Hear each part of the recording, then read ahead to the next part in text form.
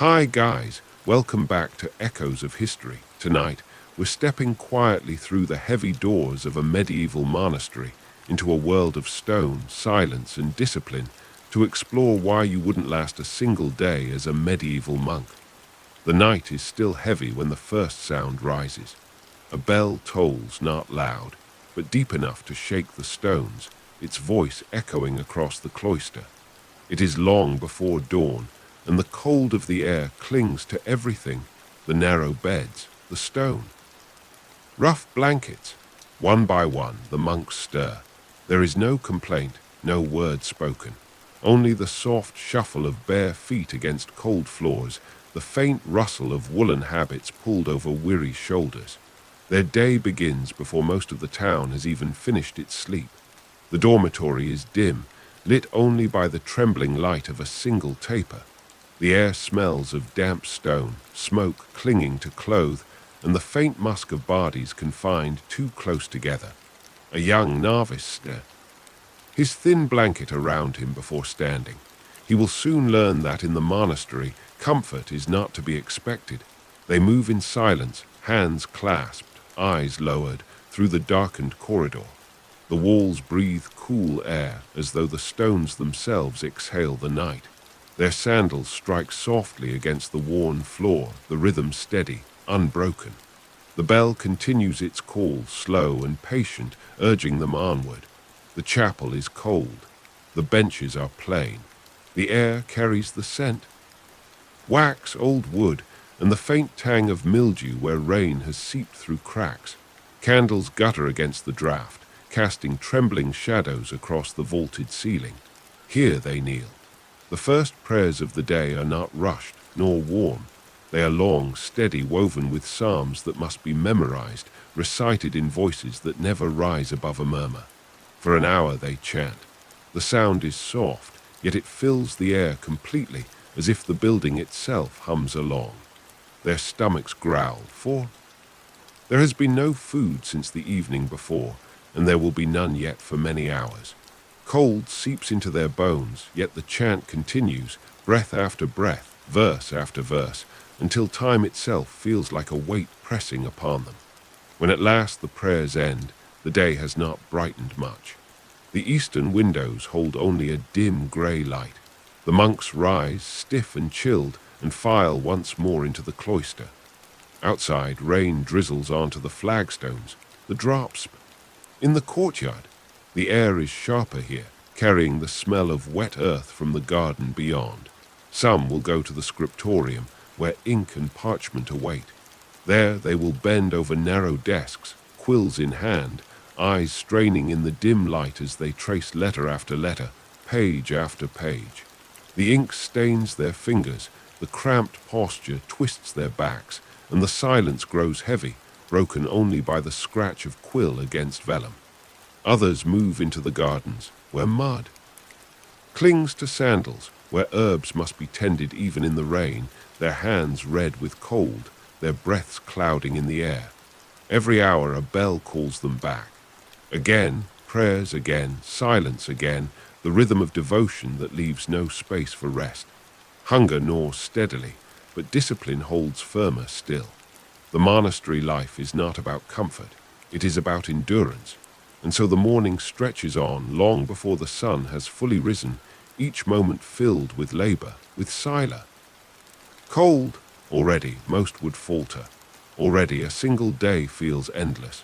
The morning lengthens with a heaviness that feels more like stone than time.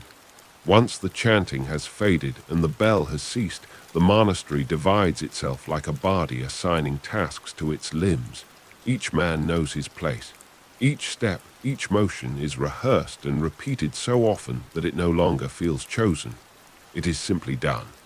In the Scriptorium, the air is dense with the scent of ink, parchment, and stand in rows, their surfaces scarred by years of scratches, stains, and knife marks where vellum has been trimmed. Candles sputter in iron holders, their smoke clinging to the rafters. The room is cold despite the flicker of flame. No fire is lit here, for fear of sparks and the ruin of precious manuscripts. Monks draw their cloaks tighter around their shoulders, quills clutched between stiff fingers. They dip the nibs into ink that stains their fingertips black, and they bow their heads. Close to the page that the smell of animal hide lingers in their noses. Hours pass like this, in silence, broken only by the rhythmic scratch of pen across parchment, the occasional cough, or the sound of a chair leg scraping faintly against stone. The work demands stillness. A single mistake ruins not just one line, but sometimes an entire page, and parchment is too costly to waste. The strain builds slowly. Eyes ache from squinting at cramped lettering, backs grow rigid. Cramp and stiffen with cold. For many, this labor would be punishment enough. Here it is devotion. Beyond the walls of the Scriptorium, the cloister gardens wait. Here monks stoop over patches of herbs, sage, thyme, rosemary, mint, and chamomile, their fragrances released faintly into the damp morning air. The rain continues, soaking habits and dripping from hoods, turning soil to mud that clings to sandals and hems. Their breath steams faintly, their hands numb as they pull weeds. Branches and coax life from earth that resists. Yet this too is holy work. The herbs will become medicine for the infirmary, flavor for the refectory, incense for the chapel. Their bodies may ache with chill and dampness, but they do not complain. Another bell rings. The sound is low, resonant, and final. All return. The courtyard fills with the shuffle of feet. Their heads are bowed, eyes lowered, bodies weary but obedient. They file once more into the chapel, where stone breathes cold around them. Their voices rise again, psalms recited with the same cadence as before, as though nothing at all had changed. It is not until mid-morning that food is granted. A meal, but a meager one. Thin broth ladled into wooden bowls, coarse bread cut into hard slices. No butter, no meat, no indulgence. The broth is made from beans, leeks, onions, perhaps the faintest scrap of fish if the day allows. The bread is dense, sometimes stale, its crust rough enough to scrape the mouth. Have fasted since the evening before, it is sustenance enough. They sit in silence in the refectory, each man in his place along the long wooden tables, the sound of chewing muffled, the scrape of spoons against bowls faint but constant. No words pass between them. Their attention is fixed on the lector. One monk chosen to read from Scripture as the others eat, his voice rising steady and calm, the words flowing over them like a tide. To eat in silence, nourished not only by food. Text is to remind themselves that the body and the spirit must be fed together. When the meal ends, bowls are collected, tables wiped, and all disperse once more to their tasks. Some go to the infirmary, where the sick and the old lie in narrow beds, their bodies weakened, their breaths uneven. Here, herbs from the garden are crushed, boiled, and applied, salves rubbed into thin skin, prayers murmured beside bedsides. Others return to the fields outside the cloister walls, where wheat and barley must be sown, tended or harvested, depending on the season. Cloaks pulled tight, heads bowed against the rain, they labor in the mud, the soil clinging to their hands. The hours blur together. At fixed times, bells call them back to the chapel, to kneel again, to chant again, to recite prayers until the words lose meaning and become only rhythm, only sound. The body grows weary. Knees ache against stone. Stomachs grow hollow once more. The cold of the air seeps deeper into. Midday, exhaustion already creeps into limbs. For those unaccustomed, the hunger, the cold, the silence, the endless cycle of prayer and labor would be unbearable. The rhythm does not allow pause. Even in the brief moments between, when a monk walks the cloister with hands clasped in his sleeves, he is not free. He is watched, and he watches himself, lest his mind wander, lest his heart betray the discipline demanded of him. And so the day wears on, hour by hour, slow as drip. As the stone walls themselves. Already, the thought of enduring a single day feels impassable, and yet for the monks, it is but the beginning. The afternoon settles across the monastery with the same grey weight as the morning. The rain has not ceased. It falls steadily upon the cloister roofs, slipping down gutters to splash against flagstones, filling barrels and troughs. The rhythm of drops is so constant that it becomes almost invisible, a background pulse against which the monks continue their lives. After the short midday meal, little more than bread, beans, and watered ale, the community disperses again. In the Scriptorium, the air is thicker now, the smoke of lamps more pungent as the light from outside fades into gloom. The scratch of quills resumes, steady and endless. Fingers are stained darker, wrists ache from the angle of writing, eyes blur as they trace the same shapes over and over.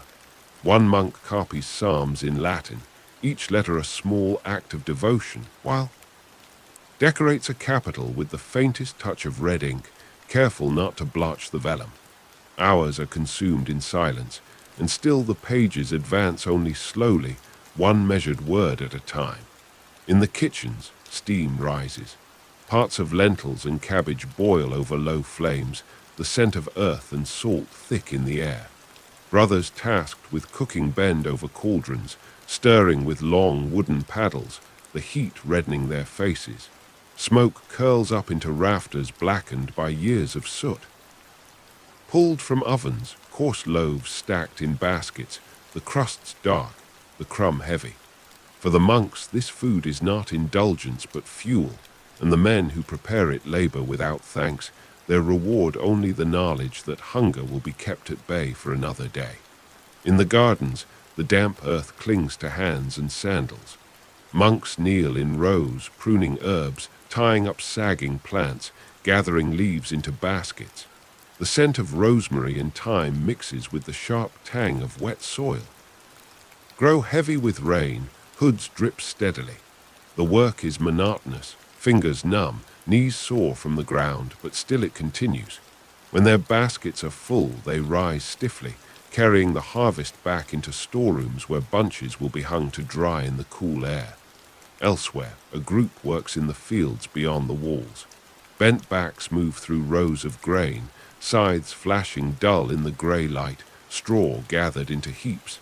The labor is heavy, and the mud clings to their legs, but not. A word passes between them. Only the scrape of blades, the rustle of stalks, and the steady fall of rain accompany their work. The bell tolls again. Afternoon prayers. They drop tools, wipe mud from hands, and return. The chapel fills once more, sandals squeaking faintly on wet floors, robes dripping as they kneel. The air smells of damp wool, of wax, of stone. Voices rise together, the chant slow and solemn, echoing through the arches until the building itself seems to hum. When the cycle resumes, some tend to livestock, pigs rooting in mud, chickens scratching restlessly, cows lowing in their stalls. The smell of dung and hay mixes with the rain's freshness, filling the air with a pungent reminder of earthly toil. Others carry wood from storerooms to kitchens, stacking logs carefully, their arms and backs sore from the weight. Each task is humble, repetitive, thankless, yet each is considered sacred in its way. The hours drag. Fatigue sets in. Knees ache, shoulders burn, stomachs cramp with hunger, yet there is no relief. Silence remains the law, broken only when work demands it. A novice, his body still unaccustomed, falters in the garden, his breath shallow, his hands trembling. An older monk helps him up without a word, steadying him with a hand before guiding him back to his task. No complaint is voiced. Endurance is expected, weakness endured in silence. As afternoon turns to evening, the air grows colder. Shadows lengthen in corrid. To push back the gathering dark, the bell tolls again, calling them back for Vespers. The chapel glows with candles now, their light soft against the carved stone. The chant begins anew, voices tired but unwavering, the psalms rising and falling with the steadiness of breath. Outside, the rain grows heavier, rattling against shutters, streaming down windows, pooling in the courtyard. The day is not yet over. There is supper, thicker porridge, perhaps a scrap of cheese if fortune allows more. Bread, more ale watered thin. Again they eat in silence, the lector's voice filling the hall with scripture. Bowls scrape, bread crusts crack, but no one speaks. Hunger gnaws even as food fills their mouths. When the meal ends, bowls are cleared, tables wiped, prayers murmured once more. Night approaches, but work remains. Some return to the scriptorium, finishing a page before the ink dries unevenly in the damp. Others carry out final chores, feeding animals once more, checking them, preparing tomorrow's tasks. The younger novices scrub floors on hands and knees, the stones wet beneath their cloths, the chill biting their fingers. The air smells of soap, of wet wool, of extinguished lamps. Only after all this, when darkness has fully fallen, are they allowed to rest again. In the dormitory, rows of straw pallets await, blankets thin, pillows non-existent. The air is heavy with breath, with dampness, with the faint musk of bodies. Some cough, some shift restlessly, but are too weary to resist sleep. They lie down in silence, the rain still whispering beyond the walls and close their eyes. Yet even sleep is not complete. Before dawn, the bell will ring again, pulling them from their shallow rest, and the cycle will begin anew. For a visitor, for one untrained to such discipline, even this single day would feel like a lifetime, a weight too heavy to bear. For the monks, it is simply life, unchanging, endless, a rhythm that has no beginning and no end. Night stretches long, yet within the monastery sleep is rarely deep. The dormitory breathes with the weight of dozens of bodies, their breaths rising and falling in uneven rhythms. The air is close, damp with the exhalations of men wrapped in wool, heavy with the faint odors of straw, smoke, and sweat. Some stir restlessly, turning on their pallets, their joints aching from hard labor, their stomachs still unsettled from thin meals.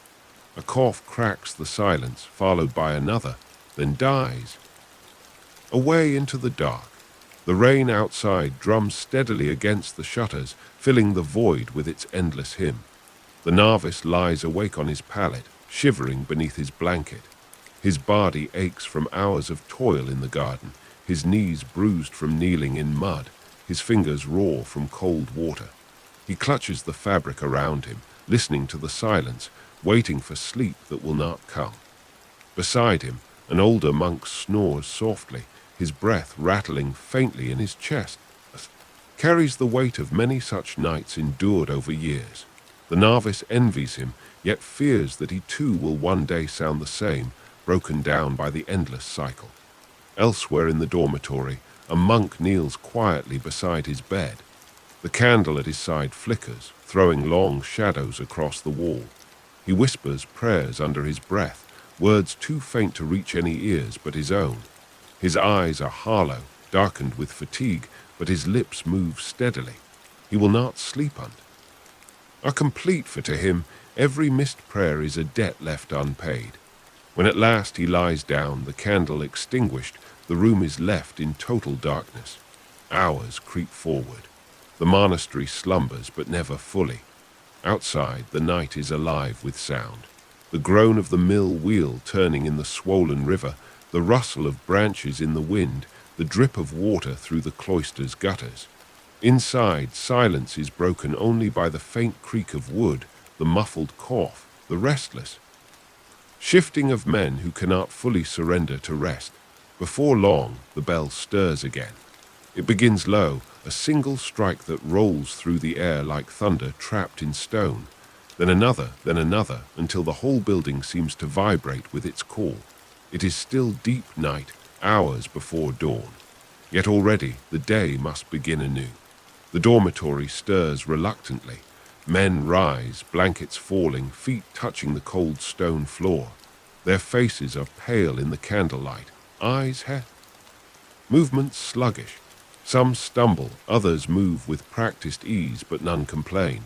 Complaints have no place here. They gather their habits around them, tightening belts, adjusting hoods, clasping hands. They file into the corridor, their sandals slapping softly against stone, their procession silent save for the shuffle of fabric. The air is sharp and cold, carrying the scent of damp stone and extinguished candles. The bell continues, patient and unyielding, summoning them toward the chapel.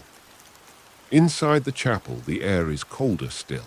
Candles burn low, their flames trembling against the draught. The stone floor chills their knees as they kneel, their breaths rising faintly in the darkness. The chant begins, slow and measured, voices weaving together into a single sound. Psalms echo through the vaulted arches, words carved by centuries of repetition. Their voices are weary, yet steady, rising and falling in a rhythm as endless as the rain outside. For an hour they chant, their stomachs hollow, their bodies trembling with cold. The darkness presses in, the only light the faint flicker of flame. Some struggle to keep their eyes open, their heads nodding briefly before jerking upright again. Yet the chant does not falter. It continues unbroken until the bell strikes once more, releasing them only to begin the cycle of labor again. The sky outside is still dark, only the faintest gray at the horizon. Rain continues to fall, dripping from eaves, gath. Sliding down stone, the monks step into the cloister, their feet wet once more, their sandals splashing softly against the flagstones. The gardens glisten with dew and rain, herbs sagging beneath the weight of water, earth turned to mud. Already the work awaits them. Beds to tend, animals to feed, books to copy, prayers to recite. It is another day, indistinguishable from the last, bound by the same rhythm, the same silence, the same endless endurance. For an outsider, for one untrained. Discipline, the thought of beginning again after so little rest, so little food, so much cold, would be unbearable. Yet for the monks it is simply the shape of life. And so, while the world beyond the walls sleeps still, the monastery lives, its stones soaked with rain, its halls filled with prayer, its men bound by duty to a cycle that never ends. The sky outside the monastery remains a dim and colorless gray, clouds heavy, rain still steady. Within, the rhythm of the new day, firmly as iron clasps around oak. The monks move into their assigned duties, their sandals slick with water, their robes dragging across damp stones. In the Scriptorium, lamps are lit despite the dim daylight pressing through narrow windows. The flame flickers, struggling against the draughts, but the monks bend forward over their desks without hesitation. Quills dip into ink, their movements deliberate, precise. The smell of iron gall ink fills the air, sharp and metallic, mingling with the animal scent of vellum stretched taut across wood frames. The silence is absolute, but for the rasp of quills and the occasional muted sneeze as dust rises from the pages. Each letter is carved with care, the script uniform, the hands cramped and aching. Hours vanish in this monotony, the words of psalms repeated across lines until they cease to be words at all and become simply form, repetition, rhythm. In the gardens, the rain softens to a mist, clinging to every leaf, every blur. The monks there kneel in the mud, their hands dark with earth, pulling weeds, tying herbs into bundles. The sharp scent of mint rises as stalks are cut, rosemary bruised beneath fingers, thyme crushed under sandals. Their hands grow numb with the damp, fingernails dark, wrists stiff, but they persist. One novice slips on the wet stone and splashes into mud. He does not laugh, nor do his brothers. He rises silently, dripping, and resumes his work. Discipline allows no pause, no mirth. The bell tolls again, calling them inward. They gather in the chapel, robes soaked, hoods dripping onto stone floors. Their voices rise once more in chant, steady but weary. The cold of the air seeps into their bones as they kneel, knees pressing against the chill floor until joints ache. The psalms continue, voices overlapping, weaving a sound so ancient and constant it seems less sung by men than by the very stones of the building. When prayers end, the refectory opens again. Such as it is laid upon the tables, bowls of pottage, thick with beans and barley, flavored faintly with herbs. Bread is cut into slabs, dense and coarse, the crust hard against teeth. Watered ale or thin cider fills wooden cups. The monks eat in silence, heads bowed, while one brother reads scripture aloud from a raised desk. His voice is low, steady, reciting verses with no inflection, words falling like rain into the still air. The only other sounds are the scrape of bread, the faint cough of an elder with weak lungs.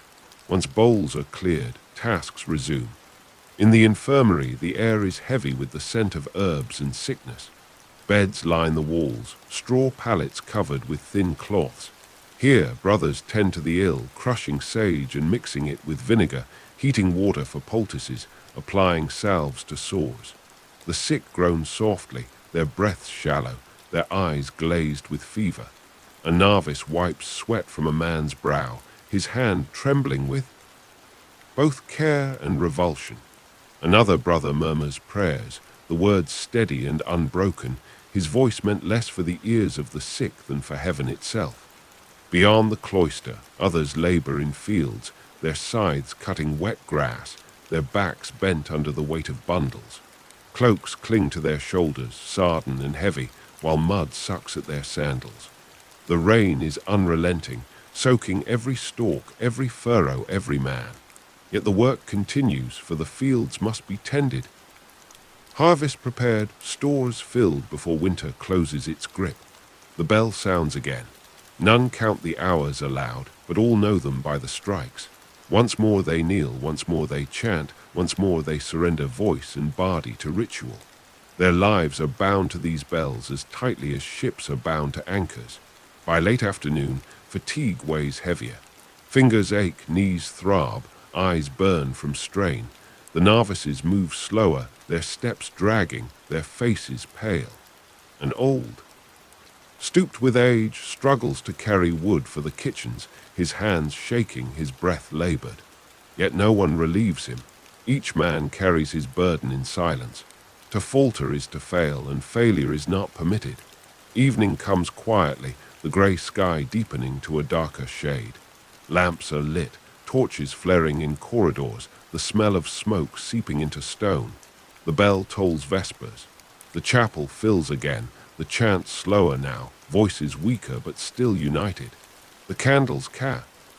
And wavering, the sound of rain pressing against shutters, dripping into gutters, echoing faintly in the silence between verses. Supper follows. Thin broth, bread, perhaps a little cheese if fortune allows. Again eaten in silence, again under Scripture's murmur. Hunger is eased but never fully sated. Bowls are emptied, tables cleared, prayers offered. Then chores again, scrubbing, sweeping, carrying water from the well, checking stores, tending animals. Only when all is finished do they return. To the dormitory. The room is dark save for a few guttering candles, the air close and damp. They kneel once more in prayer before lying down, their pallets stiff, their blankets thin. Fatigue takes them quickly, yet even in sleep there is no true rest. The bell will sound again before dawn, dragging them once more into the cycle of labor, silence, and devotion. For anyone unaccustomed, even a single day would feel endless, the weight of hunger, cold, silence, and discipline. And spirit break. For the monks it is only life, unchanging, eternal, as relentless as the rain outside their walls. The rain does not stop through the night. It drums against the roofs, seeps into the gutters, slides in thin rivulets down the walls. The cloister absorbs the sound until it becomes part of the very stones, a constant whisper threading through every corridor. Sleep comes in shallow waves, broken by the coughing of elders, by the shifting of straw pallets, by the creak of beam. Swollen with dampness, the novices lie awake longer, restless, their stomachs hollow, their bodies aching from unfamiliar strain. In darkness, time loses shape. Then the bell begins again. A single strike, then another, rolling deep through the night like thunder. The dormitory stirs, groaning softly with the weight of bodies forced upward once more. Blankets are thrown back, sandals shuffled onto tired feet. Some men rise quickly, their discipline reflexive after years. Others linger a more. Clutching at what little warmth their beds provide, before obedience drags them upright. The corridor is colder than before, breath puffing visibly in the faint light of torches. Robes are pulled tight, hoods drawn low. Silence rules the procession to the chapel, broken only by the shuffle of sandals and the distant voice of rain. The chapel itself yawns wide and dark, lit only by the weak glow of candles. The air is heavy with damp wax, the stone floor cold enough to sting knees. Once more, the chant rises, soft at first, then stronger as more voices join. It is not music, not as the world beyond the monastery knows music. It is a drone, steady and unbroken, psalms woven together until individuality is erased. Each man becomes only a strand in the rope of sound, bound tightly with the rest. The words are the same as yesterday, the same as the day before, the same as they will be tomorrow. For the monks, the monotony is the point. For when the prayers end, work begins anew. The scriptorium is colder than before, breath rising in faint clouds as men settle at their desks. Quills scratch, ink stains, vellum curls slightly in the damp air. The novices, less skilled, labor over letters that sprawl clumsily across the page, their mistakes corrected harshly. An older scribe bends low, his hand trembling with age, yet still steady enough to draw letters with elegance. His eyes water from the strain, but he does not falter. Pass like this, measured not by clerks but by the steady dip and scratch of quills. In the gardens, water pools between rows, mud sucking at sandals. The monks work slowly, bent double as they gather herbs and check for rot. Mint wilts in the wet, rosemary droops, sage grows heavy with water. Hands are chilled, fingers stiff, yet the work must continue. The smell of wet earth mixes with the sharp tang of herbs, clinging to robes and skin. No voices rise above the sound of ray. Smoke rises into beams, blackening wood further. Cauldrons simmer with porridge made of barley and beans, its scent plain but filling. Bread is sliced with knives dulled by years of use, loaves dense and dark, crusts flaking into crumbs. Watered ale is drawn into pitchers, its sharpness cutting faintly against the bland food. The men who cook are flushed from heat, arms weary from stirring, but they work without pause. The bell calls again, drawing all into the chapel. Knees meet step. More voices rise again, prayers wash over the silence. Hunger gnaws, joints ache, eyes droop, but none falter. The rhythm of the bells does not bend for fatigue. In the refectory, food is finally given. Bowls of hot pottage are set before them, steam curling faintly. Bread is broken, crusts gnawed slowly. The lector's voice rises above the silence, reciting scripture in a monotone that neither pauses nor falters. The monks eat without looking at one another, without speaking. They're fixed on the words. For the novice, the food is a relief but not enough. His stomach aches with emptiness even as he chews. His hands tremble slightly as he lifts bread to his lips. Afterward, the bowls are cleared and tasks divide again. Some go to the infirmary where the sick lie pale beneath thin cloths. The smell of sickness hangs heavy, sweat, phlegm, vinegar, and herbs boiled in water. Poultices are pressed to sores, wounds cleaned with rough cloths. Some men pray quietly at the bedsides, their voices soft, their words unchanging. Others wash linens in cold water, fingers stinging, knuckles raw. Beyond the walls, the fields demand labor. Men swing scythes through wet stalks, gather hay into bundles, wrestle with the weight of sodden straw. Cloaks hang heavy with water, hair plastered to foreheads, hands rubbed raw by rope. Mud clings to everything, slowing every step, but the work does not stop. The bell interrupts once more, pulling them back into prayer.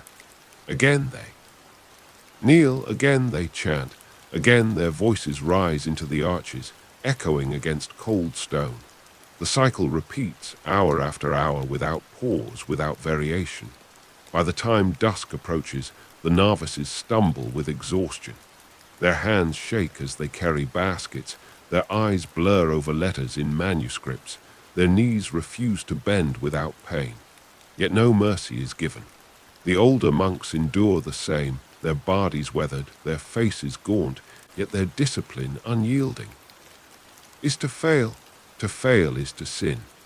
As night falls, the cycle slows but does not cease. Vespers are sung, candles gutter, supper is taken. Another bowl of porridge, another slab of bread, another passage read aloud in monotone. Chores are completed, floors scrubbed until knees bleed, water carried until backs ache, tools cleaned and stored.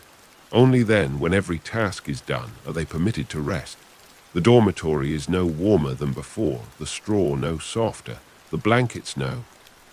Side by side, their bodies hollowed by hunger, their joints stiff with labor. The rain still falls, its voice steady beyond the walls, an endless hymn echoing the endless rhythm of their lives. Sleep comes not as rest, but as surrender, a pause between the bell's demands.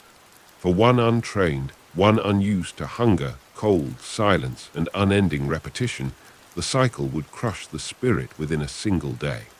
For the monks, it stretches across years, across lifetimes, as immutable as the cloister itself. The dormitory breathes in the darkness. Rows of straw pallets creak under shifting weight, thin blankets rustle as monks draw them tighter against the night chill. The air is damp, thick with the mingling scents of wool, sweat, smoke, and rain-soaked stone. Somewhere, a drip echoes faintly from a crack in the ceiling, each drop falling onto the floor with the patience of time itself. A novice lies awake, staring into the dark, his mind counting the moments between each. If they were beads on a rosary, sleep clings just beyond his reach, held back by hunger gnawing in his belly and the ache in his knees from hours bent in prayer. When sleep finally comes, it is shallow, dreamless, fragile. Some monks stir frequently, coughing into their sleeves, rolling onto their sides only to wake stiff and sore moments later. Others lie still as stone, their bodies hardened by years of repetition, their breaths slow and even. The night is restless, yet it endures. As always, the bell begins.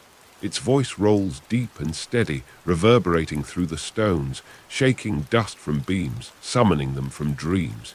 It is still hours before dawn, the world outside wrapped in darkness and rain. The sound fills every corner of the dormitory, leaving no place for rest to hide.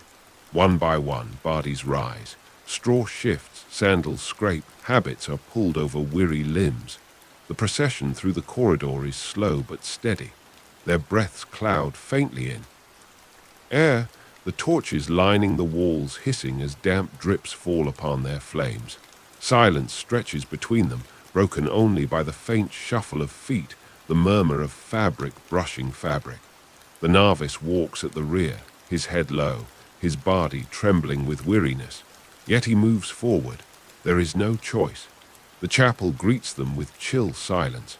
Candles burn weakly in iron sconces, their flames trembling in the draught that sneaks through cracks in the stone. The benches are cold. Floor colder still. They kneel, the bones in their knees pressing into unyielding stone. Breath plumes upward in faint clouds, disappearing into the shadows above. The chant begins once more, slow and heavy, voices weaving together into a single drone that fills the chamber. The words are ancient, memorized, repeated countless times until they cease to be thought and become only breath. For nearly an hour, the chant continues, echoing through the arches, circling back upon itself until it. Eternal. The novice's voice falters, his chest tight with fatigue, his eyes closing despite himself. A hand on his shoulder steadies him, a silent warning to endure.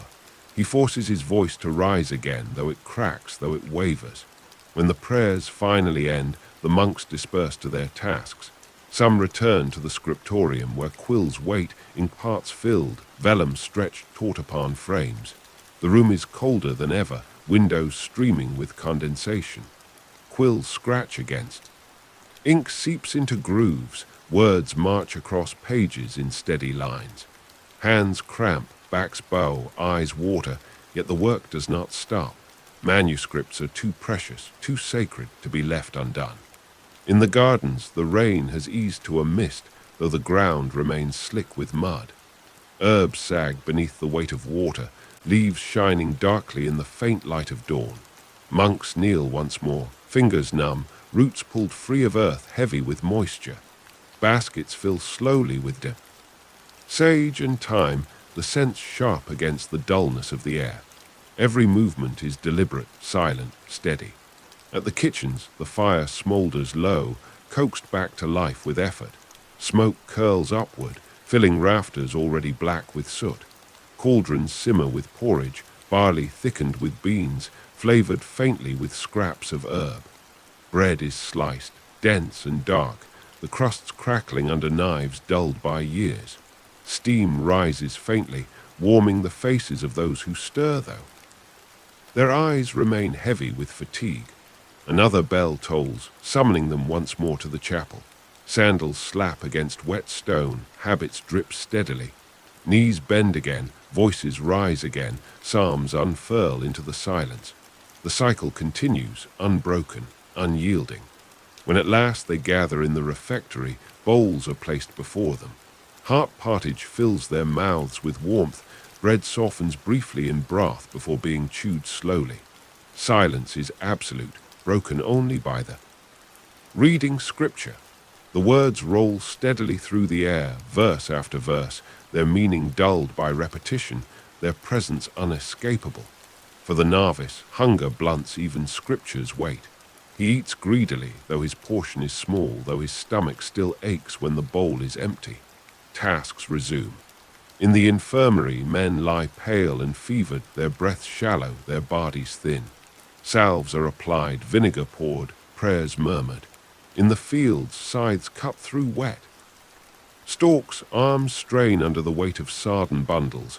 Mud grips every step. In the cloisters, brooms sweep, cloths scrub, torches are trimmed. Each task is small, repetitive, endless. The bell interrupts. Again they kneel, again they chant, again they surrender their voices to the arches of the chapel. The day drags forward, hour after hour, each moment indistinguishable from the last. Fatigue grows heavy, hunger gnaws deeper, silence presses harder, and yet the rhythm never breaks. Them as tightly as rope, as unyielding as stone, as steady as the rain that falls beyond the cloister walls. For one unaccustomed, it is unbearable. For the monks, it is life itself. The hours creep onward, marked only by the tolling of bells and the endless rhythm of labor. Afternoon settles across the cloister with a gray light that seeps through narrow windows, painting the stone in dull shades. The rain outside continues its quiet insistence, less a storm now than a steady veil, but relentless. It drips from eaves into the cloister walkways, gathers in shallow pools across the courtyard, and seeps into the very earth until the ground squelches beneath each step. In the Scriptorium, the air grows heavier as the day deepens. Candles smoke faintly, their wax dripping onto iron holders. The scratch of quills continues in unbroken monotony, each stroke a small act of endurance. One monk dips his pen too deeply, blotching a letter. He sighs, wipes carefully. Again, though the error remains faintly visible. For hours they labor in silence, necks bent low, backs stiff, fingers cramping around the thin shafts of their quills. The younger novices shift uneasily, their eyes burning with fatigue, their letters uneven. The masters notice but do not correct them aloud. Correction comes later in private, with stern words and harsher expectations. Beyond the Scriptorium, the kitchens are thick with steam and smoke. Cauldrons of beans and cabbage simmer. Slowly, wooden spoons stirring steadily. The scent is plain, earthy, filling but far from indulgent.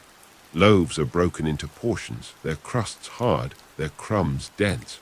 One brother wipes sweat from his brow, face red from the fire, hands raw from heat and labor. His reward is not a larger portion, nor a moment of rest, but simply the knowledge that he has done his duty. In the gardens, robes cling wetly to bodies, their hems heavy with mud. Hands grow raw from pulling. Black with earth, wrists stiff from repetition. The scent of crushed herbs lingers on their fingers, rosemary and thyme, sage and mint. Bundles are carried into storerooms, hung in rows to dry, their leaves drooping in the dim light. The air inside smells sharp, pungent, layered with years of harvest stored against the stone walls. At the infirmary, the air is different still. It is heavy with sickness, with the sharp tang of vinegar, the bitter scent of boiled herbs. Monks bend over the sick, pressing damp cloths to fevered brows, whispering prayers into ears that may or may not hear. Some patients groan faintly, their bodies thin and weak, while others lie silent, their breaths shallow, their eyes glassy. Here time feels slower still, each moment stretched by suffering, each breath a fragile tether. The bell interrupts everything. Work is dropped, tools set aside, bodies drawn once more to the chapel. Sandals slap against wet stone, robes brush against walls, and silence. They gather. Knees strike stone, voices rise, psalms echo against arches. Fatigue seeps into the chant, yet it continues without falter. No voice dares remain silent. The sound fills the space until it feels like the very air is vibrating with devotion. Evening draws near, though the sky offers little change in its dim grey shroud. Torches are lit along corridors, their flames crackling, their smoke curling upward to blacken beams further. Shadows deepen in corners, stretching the walls. The chapel glows faintly with candlelight, each flame a trembling star in the gloom. Vespers are sung, the voices lower now, slower, heavy with the weight of the day. The refectory opens once more. Supper is served. Bowls of porridge, loaves of bread, perhaps a sliver of cheese or dried fish if fortune allows. The lector reads again, voice steady, the scripture falling into the silence as if into a well. The monks eat slowly, heads bowed, the scrape of spoons and the crack of crusts. Only other sounds. Hunger is eased but never sated, bellies filled enough only to continue. Afterward, the final tasks are seen to. Floors are scrubbed, water hauled, animals fed, tools checked, lamps trimmed. The novices scrub the cloisters on hands and knees, their fingers red and raw from cold water. The older monks supervise quietly, their faces unreadable, their eyes heavy with their own fatigue. The smell of soap and wet stone fills the corridors, the sound of cloth against. Softly, when at last the dormitory is reached, the men kneel one final time, whispering prayers with cracked lips, their voices hoarse from chanting. Then they lie upon their pallets, straw rustling beneath them, blankets drawn tightly around thin bodies. The room is dark, lit only by a few guttering candles. The air is close, thick with breath and dampness. Some cough, some shift, some fall into sleep the moment their heads lower. The rain continues outside, unbroken, steady as breath. Drums against roofs, trickles down gutters, pools in the courtyard. The bell rope hangs still in its tower, but all know it will stir again before long. Sleep is no refuge, only a pause. The cycle will return, as it always does, as unchanging and eternal as the stones themselves. For one unused to it, the sameness, the hunger, the silence, the endless weight of ritual would crush the spirit before a second dawn. For the monks, it is not a trial but existence, accepted and endure. Blur into years and years blur into lifetimes. The night thickens with damp silence, broken only by the unceasing patter of rain against roofs and shutters. In the dormitory, men lie restless upon their pallets, bodies weary, minds dulled by monotony. The straw beneath them prickles, the wool of their blankets scratches against skin, but they endure. The smell of dampness, sweat, and old smoke fills the air. Now and then someone coughs, the sound rough and chesty, echoing faintly in the quarters. Another stirs, turning over with a creak of the wooden frame beneath his bed. Sleep comes in thin strands, weaving briefly before breaking again. Hours pass in a haze. The rain outside does not change. It continues, steady, endless, pressing its rhythm into every corner of the cloister. Some monks dream fitfully of open fields and warm sunlight, only to wake shivering to the cold bite of stone walls.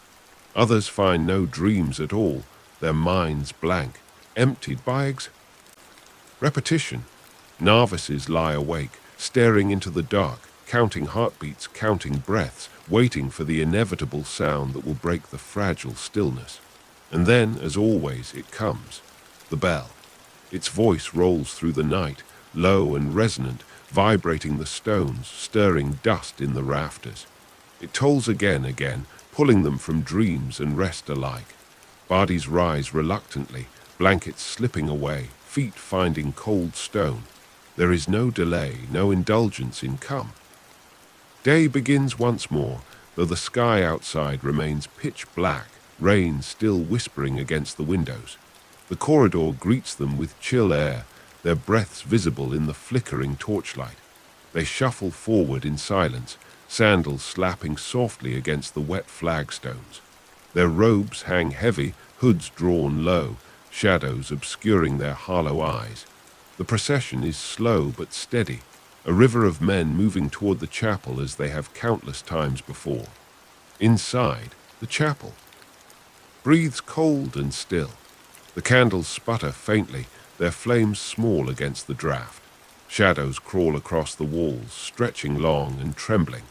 The monks kneel upon the hard stone, knees pressing into the unyielding floor, hands folded tightly. The chant begins once more, voices rising softly into the dark. It is not music meant to please. It is endurance, devotion, surrender. The words are ancient, their meaning dulled by constant repetition, yet they continue, woe. Individuality is lost. Each voice is but a thread in a rope that stretches back centuries. For nearly an hour, the chant continues, heavy and hypnotic, echoing in the vaulted space until it feels as though the stones themselves are singing. The novice trembles, his voice cracking, his breath short. He presses onward, forcing sound from a throat raw with fatigue. His body aches from yesterday's labor, his stomach growls with hunger, yet he kneels still, lips moving with the words he has memorized. His mind drifts between waking and sleep, the chant blurring into a dull hum. When prayers end, the monks scatter into the cloister once more. Some make for the Scriptorium, where desks stand in rigid rows, waiting. The air inside is bitterly cold, candles guttering in their holders, wax dripping down in pale rivulets. Quills scratch against vellum, their sound a steady rasp. Fingers stain black, backs curve, eyes strain against dim light. The older scribes work methar. Letters perfect, their hands unwavering despite the stiffness of age. The novices struggle, their strokes clumsy, their mistakes evident. Correction is harsh but silent. A stern hand upon the shoulder, a page taken away, a new one set before them. Hours bleed away like this, consumed by the repetition of letter after letter, word after word.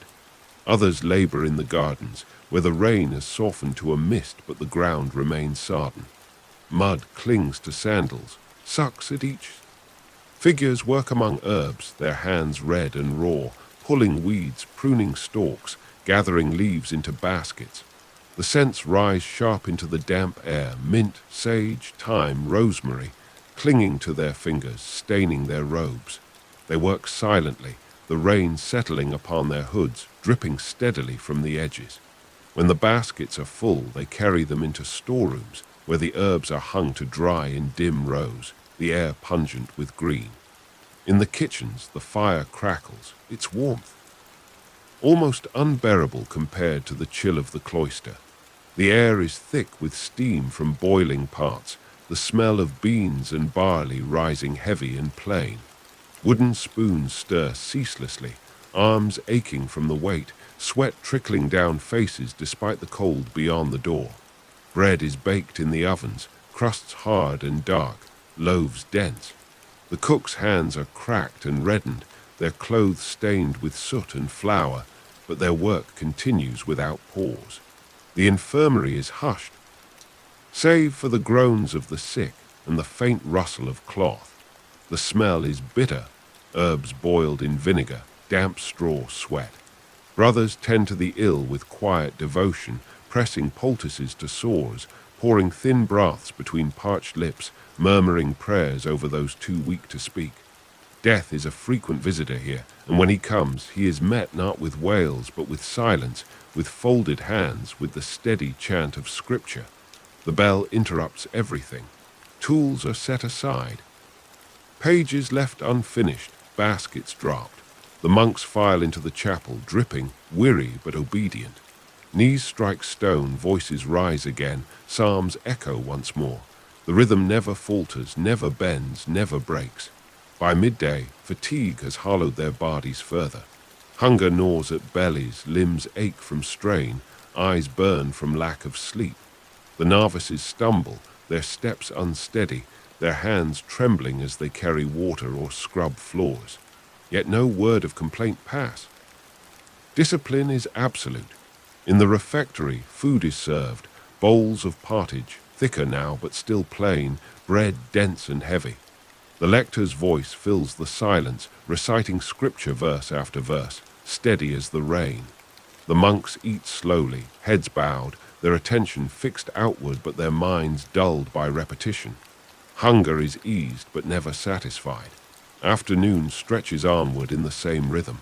The scriptorium, the gardens, the fields, the kitchens, the infirmary, each filled with bodies bent to labor, each echoing with silence. The rain outside continues, dripping steadily, weaving its sound into every corner of their lives. The bell calls again, pulling them back to prayer. Evening draws near, torches lit in corridors, shadows lengthening across walls. Vespers are sung, slower now, voices weary, but no less steady. Supper follows, simple as always, another bowl of porridge, another crust of bread. Chores are finished in silence, novices on hands and knees. Stone until their fingers bleed. At last, the dormitory claims them again. They kneel once more, whispering prayers with cracked lips, then lie down upon their pallets. The air is close, thick with dampness and breath, shadows heavy around them. Sleep comes quickly for some, slowly for others, but all know it will be broken again. The bell will toll before dawn, as it always does. The rain does not stop. It never stops. It seeps into the bones of the monastery, into the hearts of it. It feels less like weather and more like time itself, steady, unchanging, eternal. For those untrained, the cycle would be unbearable, crushing spirit and body alike. For the monks it is life, and it stretches onward without end. The cycle repeats, unbroken, as the days stretch into one another until they lose their edges. Dawn and dusk blur into the same dim grey, meals indistinguishable, prayers woven so tightly together that they become one long chant that never truly ends. Monastery, time does not march forward as it does in the world beyond the walls. It circles, returning always to the same points, the same labours, the same silences. For those who live within it, years pass without change. For one unaccustomed, even a single day is already too much. The bell begins again before dawn, heavy in its patience, calling them back from fragile dreams. The dormitory stirs, men rising in silence, bodies stiff, faces hollow. Novices rub at them. Sluggish, but the older monks rise as if pulled by strings, their obedience so deeply ingrained that it has become instinct. Sandals slap softly against stone. The corridor echoes with the shuffle of cloth. They move together toward the chapel, a river of shadows bound by discipline. The chapel waits with its breath of cold stone, its candles flickering against the draught. Knees bend once more, bodies folding into posture, voices rising together in chant. The psalms unfurl like smoke. Through the arches, filling the emptiness with rhythm. The sound is steady, hypnotic, eternal. The novice mouths the words, his voice faltering, his breath shallow. His stomach clenches with hunger, his back aches with strain, his mind drifts with fatigue. Yet he kneels still, bound by the same cycle that holds them all. When the prayers end, the tasks begin. The scriptorium claims its share, rows of men bent low over vellum, quills scratching, ink staining fingers black. The work is painstaking, every letter a demand for perfection, every error a burden. Hands cramp, eyes burn, backs not with pain, but they endure. The silence is total, broken only by the rasp of quills, the faint cough, the creak of wood. Hours vanish here, swallowed whole by labor that seems endless, that stretches beyond the limits of strength. Others move into the gardens where the earth is sodden and the herbs droop with rain. Fingers dig into mud, nails dark, wrists stiff. Baskets fill mint, sage, rosemary, thyme, their scents sharp against the damp air. Robes cling to legs, hoods drip steadily, bodies shiver with cold. No voice breaks the silence. Only the rain speaks, steady, unchanging, eternal. The kitchens glow with firelight, smoke curling into beams blackened with soot. Cauldrons bubble with beans and cabbage, barley thickened in water, herbs crushed into flavor. Wooden spoons stir steadily, arms aching from repetition. Bread bakes in ovens, crusts dar.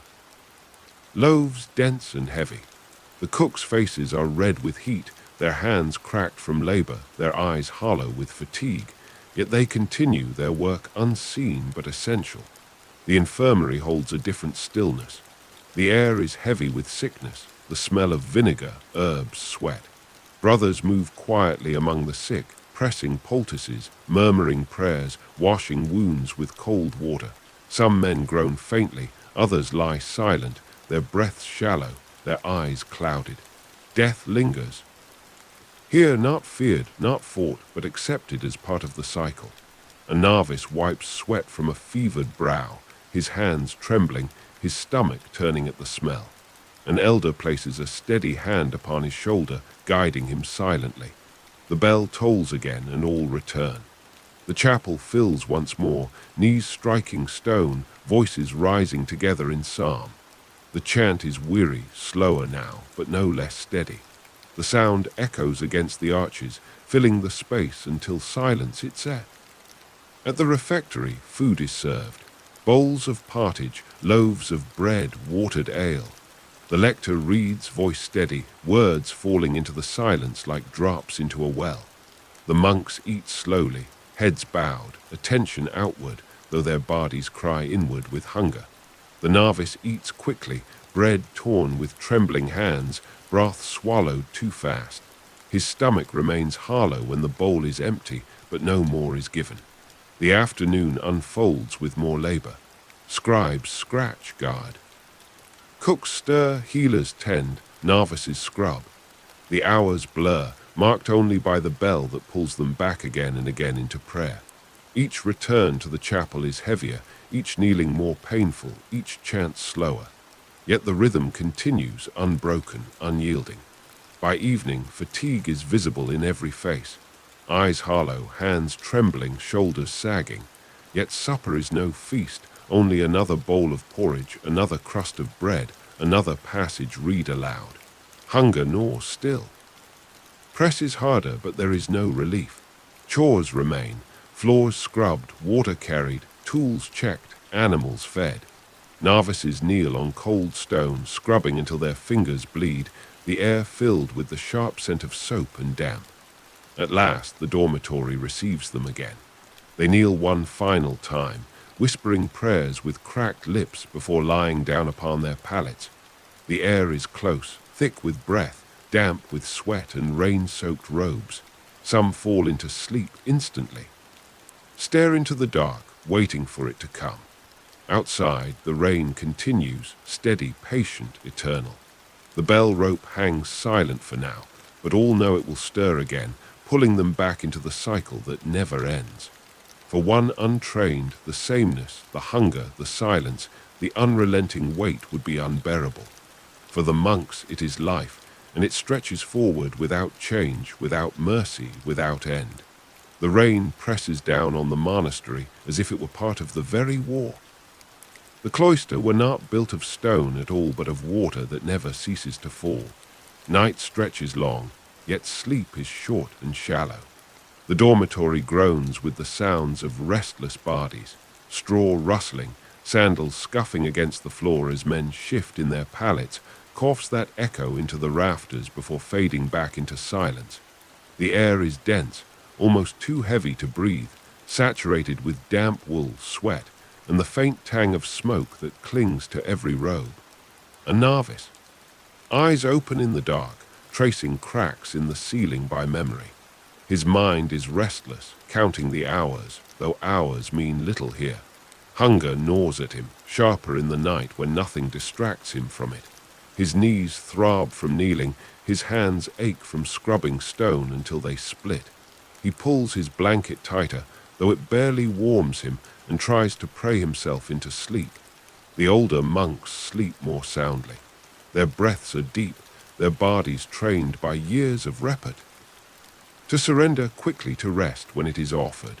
Some snore softly, others lie utterly still, their faces pale in the faint light of the dying torches.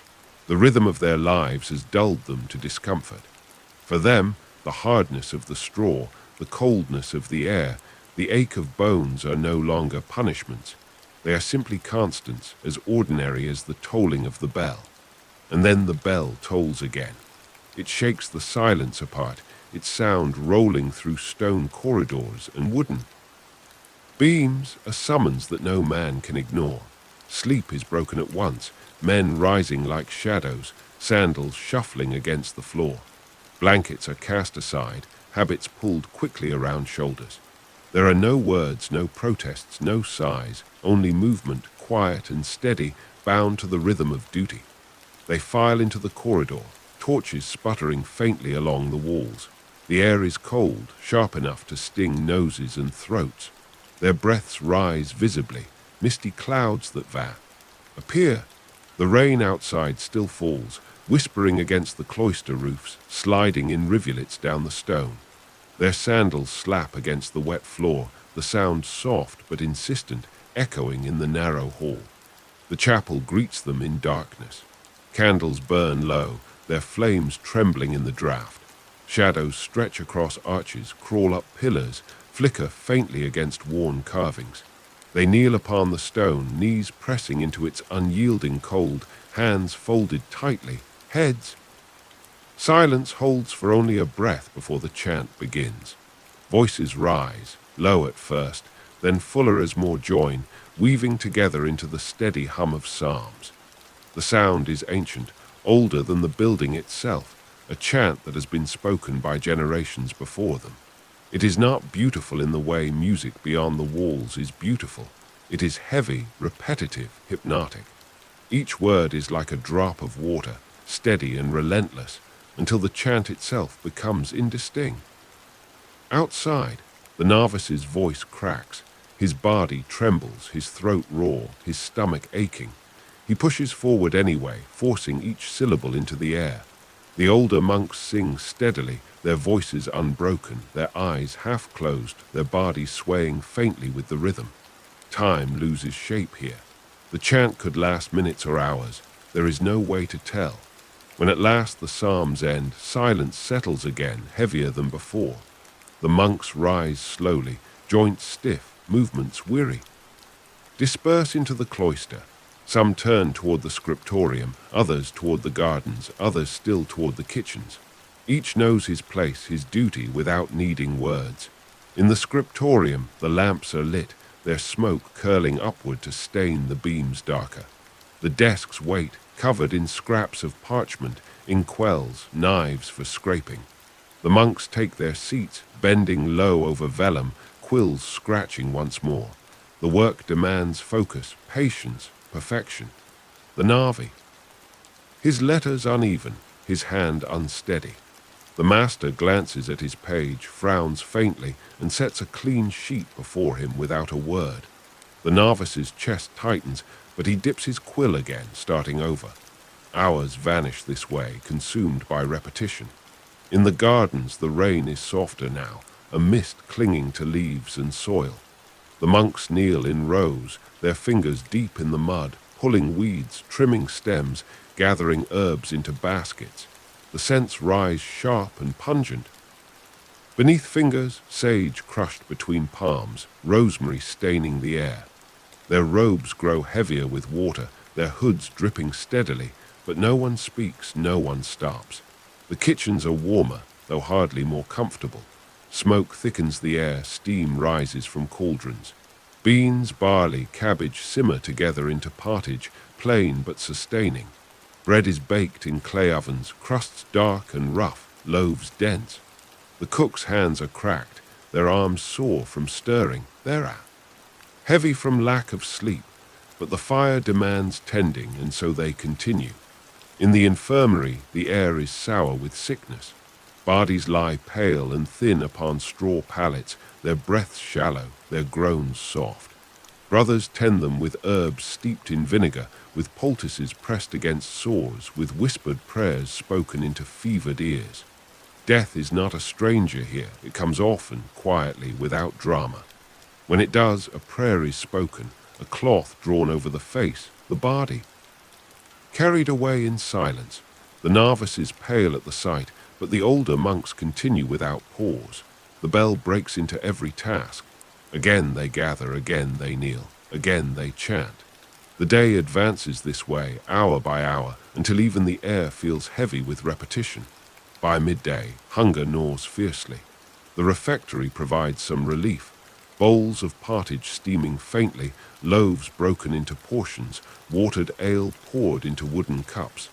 The lector reads steadily, his voice, Scripture echoing into the silence. The monks eat slowly, chewing bread until it softens, swallowing broth in small sips. Their bellies fill only partly, enough to carry them forward, never enough to satisfy. The afternoon blurs into more labor, more prayers, more silence. The rain continues, steady as breath, soaking the cloister walls, pooling in the courtyard, dripping into the gutters.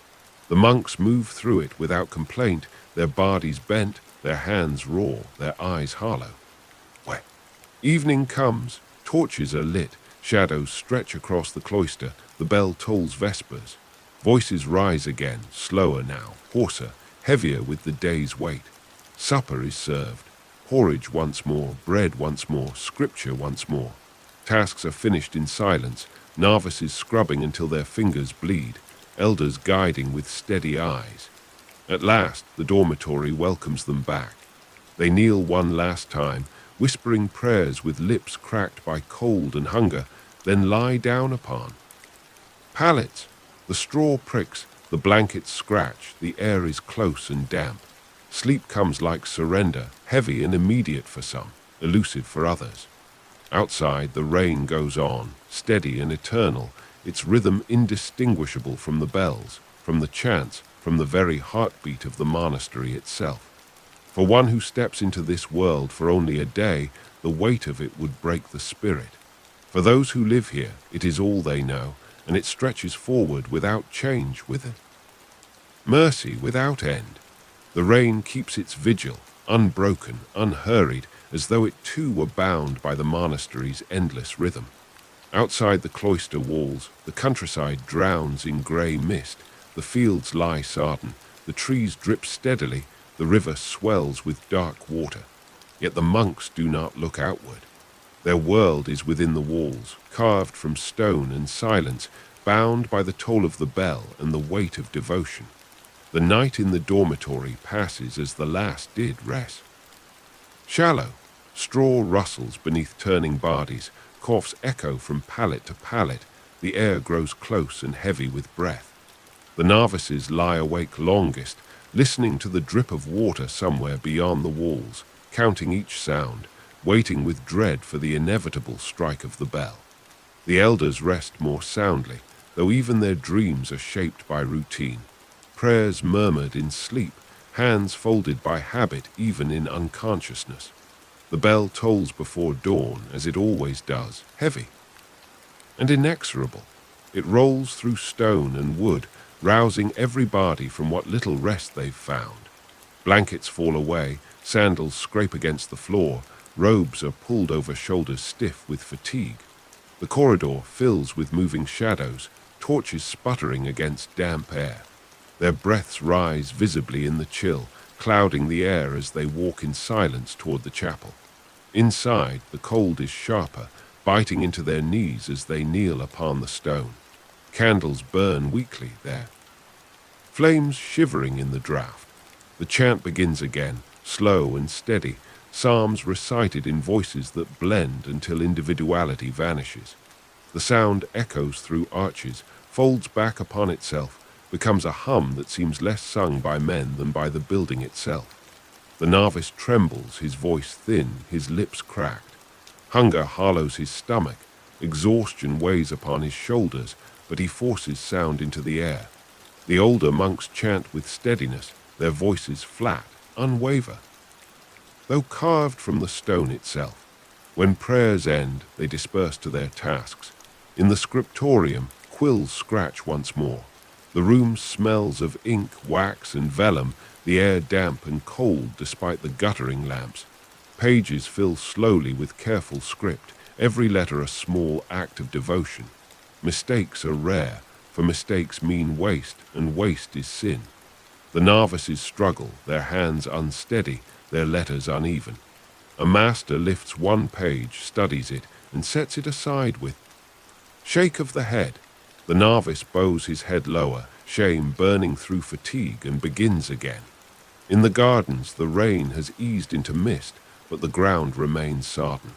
Hands plunge into mud, pulling weeds, trimming herbs, gathering damp sprigs into baskets. The scents are sharp, mint, rosemary, thyme, cutting through the dull air. Robes hang heavy with water, hoods drip steadily, sandals squelch with each step. The work is slow, monotonous, yet it does not stop. The kitchens glow with fire, smoke curling thickly into rafters blackened with years of soot. Cauldrons bubble with porridge, the scent plain, heavy with barley and beans. Bread bakes in ovens, crusts hard, loaves dense and dark. The cooks work silently, sweat running down their faces despite the cold beyond the door. Their arms ache from stirring, their hands burn from handling pots, but they continue, for hunger will not wait. The infirmary smells of vinegar and herbs, of sweat and sickness. Monks move between beds, pressing poultices, pouring broth, whispering prayers. The sick groan faintly, their bodies thin, their breaths shallow. One novice pales as he cleans a wound, his stomach turning at the sight. An elder lays a hand upon his shoulder, guiding him with silence rather than words. Death lingers often in this place, yet it is met without fear, without protest, only with prayer and acceptance. The bell interrupts all. Pages are left unfinished, herbs half-gathered, cauldrons stirred. Without pause, all return to the chapel, sandals slapping against stone, robes dripping onto the floor. Knees strike stone once more, voices rise again, psalms echo into the arches. The cycle is absolute, unyielding. At midday, food is served in the refectory. Bowls of pottage, loaves of bread, watered ale. The lector reads scripture, voice steady, words falling into the silence as if into a well. The monks eat slowly, heads bowed, their attention outward but their hunger gnawing with. Novice eats too quickly, bread torn into rough pieces, broth swallowed in hurried gulps. His stomach aches still when the bowl is empty, but no more is given. The afternoon stretches with more labor. The scriptorium hums with the rasp of quills, the gardens with the rustle of herbs, the fields with the swish of scythes. The infirmary whispers with the breath of the sick, the kitchens with the hiss of boiling water. Everywhere, silence dominates, broken only by the sounds of work, by the rain. Beyond the walls, by the tolling of the bell. Evening comes slowly, shadows lengthening across the cloister. Torches are lit, their flames trembling, their smoke staining the air. Vespers are sung, voices lower now, slower, hoarser, but no less steady. Supper follows, porridge once more, bread once more, scripture once more. Hunger eases, but never fully. Chores are finished, floors scrubbed, water hauled, animals fed, lamps trimmed. The novices scrub stone until their fingers bleed there, raw and red. The elders oversee, their faces calm, their eyes heavy with fatigue. At last the dormitory receives them. They kneel one final time, whispering prayers with cracked lips before lying down upon their pallets. The straw pricks, the blankets scratch, the air is close and damp. Sleep comes in fragments, shallow and fragile, broken by coughs and shifting bodies. Outside, the rain continues, steady, eternal. The bell rope hangs still for now, but all know it will stir again. Then once more into the rhythm that governs their lives. For one untrained, even a single day is a burden too great. For the monks, it is life itself, unchanging, without mercy, without end. The monastery lies drowned in grey, its walls weeping with dampness, its cloisters echoing with the soft, eternal hymn of rain. Beyond the walls, fields vanish into mist, trees bend under the weight of dripping branches, and the swollen river mutters as it pushes its burden of water downstream. The cloister, the outside world, scarcely matters. The rhythm here is carved in stone, bound by bells, measured not in change but in repetition. Time itself feels caught, circling endlessly in the same grooves, wearing them deeper with every passing day. In the dormitory, the night is restless. Dozens of bodies lie in rows upon straw pallets, blankets thin, pillows non-existent. The air is heavy, thick with the smell of damp wool, sweat, straw, and the faint, acrid tang of smoke clinging to. Worn day and night. The novices struggle most, turning often, their joints aching, their bellies hollow, their thoughts wandering where they should not. Some whisper prayers to themselves, hoping to lull their minds into sleep.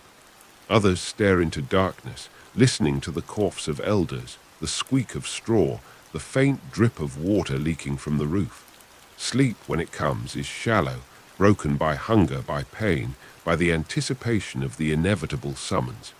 And then, as always, the bell strikes. It does not ring like music, it speaks like command. Its deep voice rolls through corridors and rafters, through the marrow of every man, pulling them from sleep no matter how deep. The novices flinch at the sound, their hearts leaping in dread, but the elders rise at once, their movements automatic, their obedience so ingrained it has become the very marrow of their bones. Blankets fall, sandals scrape against cold stone, robes are pulled quickly around weary shoulders. The door shifts from the stillness of sleep to the slow current of bodies moving, shadows falling into line. The corridor is chill, its torches sputtering faintly in damp air. Their footsteps echo softly as they move together, silence holding them like a cord. No one speaks, no one looks up. The air tastes of soot and stone, of extinguished candles, of rain drifting in faintly from the courtyard. The novices walk at the rear, heads bowed, bodies trembling with weariness, but even they keep. Bell continues its summons, unyielding, steady, until it carries them into the chapel. The chapel is vast in its silence. Candles burn low, their flames trembling in the draught. The stone floor gleams faintly where water has dripped from sandals, puddles reflecting the small light. The air is cold, sharp, and heavy with the scent of wax and mildew. They kneel, knees pressing into stone hard enough to send pain lancing through joints already sore. Hands fold, heads bow, and silence reign. Only a moment before the chant begins. It rises slowly, voices low, weaving together into a single hum. The psalms spill forth, ancient words carried on weary breath, repeated so often that their meaning has worn thin, leaving only rhythm, sound, endurance. The voices echo upward into the arches, circling back, filling the chamber until it seems as though the stones themselves chant along. For the novice, the sound is suffocating, heavy, endless. His lips move, his voice cracks. With the effort, but he dares not falter. The elders chant with the steadiness of stone, their voices unbroken, their eyes lowered, their bodies swaying faintly with the rhythm. The psalms stretch on minutes or hours. It is impossible to tell. Time here is not measured, only endured. When prayers end, bodies rise stiffly, knees aching, backs bent. They disperse without a word, each turning toward his appointed task. The scriptorium fills with the scratch of quills, the air sharp with ink and vellum.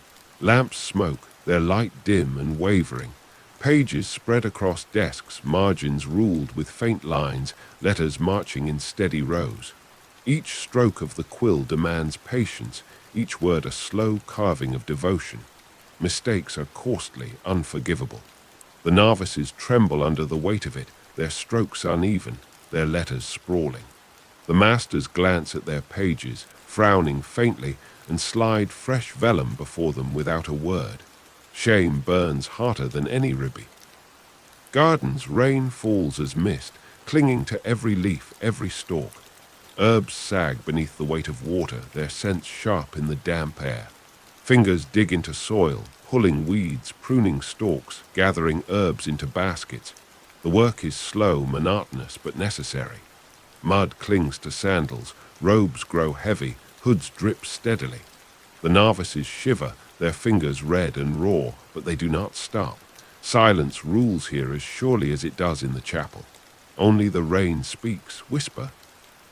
Leaves pooling in furrows, seeping into soil. The kitchens blaze with fire. Heat presses against flushed faces, sweat runs down temples, hands crack and burn from labor. Cauldrons bubble with pottage, barley thickened with beans, flavored faintly with herbs. Wooden spoons stir ceaselessly, arms aching, shoulders tight. Bread bakes in clay ovens, crusts hard, loaves dense, steam rising faintly as they are pulled free. The cooks labor without pause, their eyes hollow, their bodies weary. Fire demands attention, and so they continue. The infirmary holds another silence, heavier still. The air is sour with vinegar and herbs, sharp with the smell of sickness. Bodies lie thin and pale upon straw pallets, their breath shallow, their eyes dull. Some groan faintly, others lie still as stone. Brothers move quietly among them, pressing poultices, pouring broth, murmuring prayers. Death comes often here, but it comes without ceremony. When it arrives, it is met with bowed heads. Whispered psalms, a cloth drawn gently over a face. Life moves on as the cycle demands. The bell interrupts all. Quills are dropped, herbs left half-gathered, cauldrons stirred quickly before being abandoned. All return to the chapel, sandals slapping against wet stone, robes dripping onto the floor. Knees bend once more, voices rise again, psalms echo into the arches. Fatigue weighs upon them, hunger gnaws at them, but the chant never falters. The rhythm holds them as tightly. Midday, the hunger is sharp, hollowing their bodies, sharpening their senses to pain. The refectory offers little relief. Bowls of pottage are placed before them, steam rising faintly. Loaves of bread are cut into portions, their crusts cracking loudly in the silence. Cups of watered ale are passed along the tables. They eat without speaking, their attention fixed upon the lector, whose voice rises steadily above the silence, reciting scripture. The words fall like drops into a well. They sound endless, their meaning dulled by repetition. The monks chew slowly, swallowing broth and bread, but hunger remains when the bowls are empty. It is never fully satisfied. The afternoon stretches on, filled with labor. The scriptorium hums with the rasp of quills, the gardens with the rustle of leaves, the fields with the swish of scythes through wet stalks. The infirmary whispers with the breath of the sick, the kitchens with the hiss of boiling pots. Novices scrub stone floors until their fingers bleed, their knees roar against the cold surface. The air is heavy with the smell of soap, dampness, and sweat. The bell tolls again, calling them back to prayer. The chant rises once more, slower now, heavier, but still unbroken. Evening comes, torches are lit, shadows stretch long across the cloister. Vespers are sung in weary voices, candles trembling in the draught. Supper follows, porridge once more, bread once more, scripture once more. Hunger eases only enough to allow endura. Never indulgence. When the chores are finished, the dormitory fills again. Men kneel one final time, whispering prayers with lips cracked from cold and hunger. Then they lie down upon their pallets, straw prickling beneath them, blankets pulled tight against the chill. The air is thick with breath, close and stifling. Some fall into sleep instantly, their bodies too weary to resist. Others lie awake, staring into darkness, waiting for it to come. Outside, the rain continues its endless. The bell rope hangs still in the tower, but all know it will stir again. It always does.